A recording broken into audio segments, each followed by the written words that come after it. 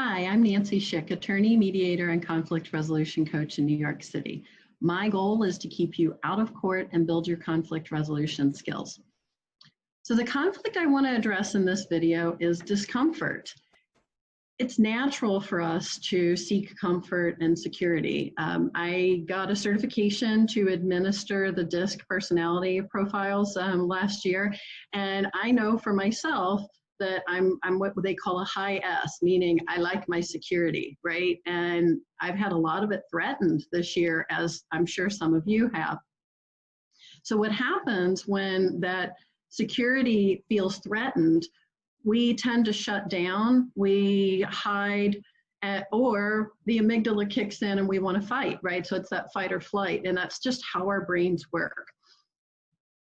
So as we're seeking security, we have to also be aware that discomfort is what creates growth. And we know this intellectually, but it doesn't make it any easier. So I'm going to give you 3 tips to help you just be with the discomfort, right? Like, start to get, as odd as that sounds, get comfortable with the uncomfortable, because that is where the breakthroughs in your life and in the world occur. So first, you want to forgive yourself for not having this right. If we had it right, we would have already fixed things, right? So it's okay if you're a little bit uncomfortable, and I'm going to keep asking you to push through that. Second, you want to acknowledge yourself for any action you're taking at all. And if that means you just need to recoil a little bit to take a look at where your emotions are and process them, that's completely okay. I'm going to keep inviting you to get back in the game because we need you, but it's okay that you have to just take this in baby steps, and it's okay that you're uncomfortable doing it. Prepare yourself for the fact you're going to fall, meaning, you're going to fall over your words, you're going to say the wrong things, you're going to sometimes be called names. If you're communicating with people you don't know on the internet, you'll probably get that a lot, so it's something else you might want to think about. And third, you want to assume nothing.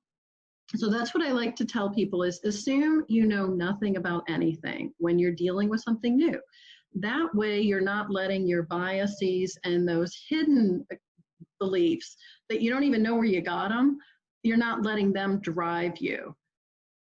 Now, obviously this is a tough time, and you may not be able to do this all on your own. You probably won't be able to do it all on your own, which is why I'm giving my book away again for free, and I'll put a link to that with the code for the free download in the notes to this video.